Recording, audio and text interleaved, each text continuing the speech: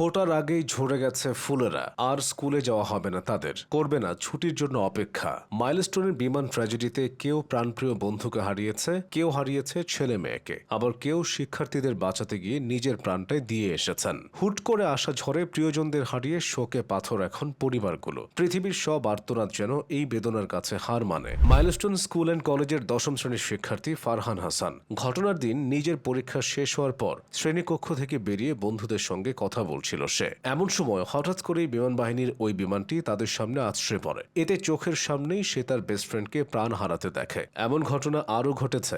এক মা তো তার মেয়েকে বাঁচাতে গিয়ে নিজেই পরপারে পাড়ি জমিয়েছেন। প্রাণ হারানো ওই মায়ের নাম রজনী, তার মেয়েও মাইলস্টোন স্কুলের শিক্ষার্থী। বিমান বিধ্বস্ত হওয়ার পর মেয়েকে বাঁচাতে শ্রেণীকক্ষের দিকে ছুটে গিয়েছিলেন রজনী। তিনি ভেবেছিলেন তার মেয়ে শ্রেণীকক্ষেই রয়েছে, কিন্তু তার মেয়ে স্কুলের বাইরে বের হয়ে গিয়েছিল আগেই। এতে শিশুটির রক্ষা পেলেও অগ্নিদগ্ধ হয়ে ঢাকা সিএমএস হাসপাতালের বার্ন ইউনিটে ইন্তেকাল করেন রজনী। আশরাফুল ইসলাম নীরব নামে এই ব্যক্তির এক ছেলে ও এক মেয়ে, দুজনই মাইলস্টোনে পড়ত। দুজনই বিমান দুর্ঘটনায় গুরুতর আহত হয়েছে। এরপর হাসপাতালে নিলে প্রাণ হারিয়েছে ছোট্ট নাজিয়া। সন্তানদের নিয়ে নাজিয়া ও নাফির বাবা মায়ের কত মুহূর্ত সব এক নিমিষে যেন স্মৃতি হয়ে গেছে। অষ্টম শ্রেণীর ছাত্র তানভীর তার ছোট ভাই তাশরিফকে নিয়ে স্কুলে গিয়েছিল। ঘটনার দিন দুপুর 12টার দিকে স্কুল ছুটি হলে তাশরিফ বাসায় চলে আসে। তবে কোচিং ক্লাস থাকায় তানভীর স্কুলে থেকে যায়। দুপুর 1:15টার দিকে দুর্ঘটনা ঘটলে অন্য সবার মতো সেও আহত হয়। পরে উদ্ধার করে জাতীয় বার্ন ও প্লাস্টিক সার্জারি ইনস্টিটিউশনে নেওয়া হলে চিকিৎসক জানিয়ে দেয় তানভীর আর নেই।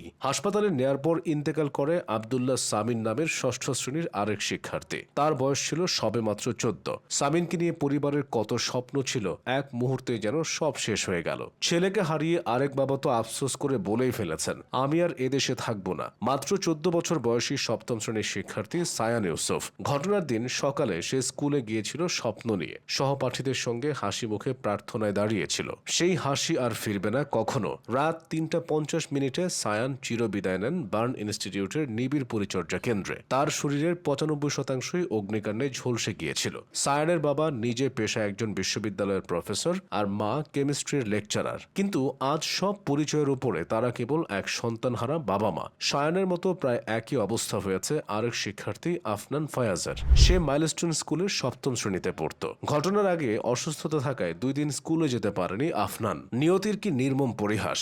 ঘটনার দিন অসুস্থ শরীর নিয়েই সে স্কুলে গিয়েছিল ক্লাস করতে, আর তাতেই সেও অন্যদের মতো পরপারের বাসিন্দা হয়েছে। হৃদয় বিদারক এই ঘটনায় সাহসিকতার পরিচয় দিয়েছে অনেকে। তাদেরই একজন শিক্ষিকা মেহরিন। দুর্ঘটনার পরপরই ক্লাসরুম থেকে শিক্ষার্থীদের দ্রুত বের করে আনতে থাকেন মেহরিন। এক সেনা সদস্য বলেন, ম্যাডাম ভিতরে ঢুকে গিয়ে বাচ্চাগুলোরে বের করে দিয়েছেন। তারপর উনি আর বের হতে পারেন নাই। পরে সাহসী এই শিক্ষিকাকে ঢাকা মেডিকেলের বার্ন ইউনিটে নেওয়া হয়, কিন্তু তার শরীরের 80% ক্ষতিগ্রস্ত ছিল। রাত 7:30টার দিকে চিকিৎসাধীন অবস্থায় তিনি না ফেরার দেশে পাড়ি জমান। মাইলস্টোনের ঘটনায় প্রাণ হারানোদের বেশিরভাগই শিক্ষার্থী, যাদের বয়স পেরোয়নি 18-র কোটা। পৃথিবীকে ভালোভাবে দেখার আগেই তাদের সব আলো নিভে গেছে। শুধু পড়ে আছে বই, খাতা আর কলম, পেন্সিল।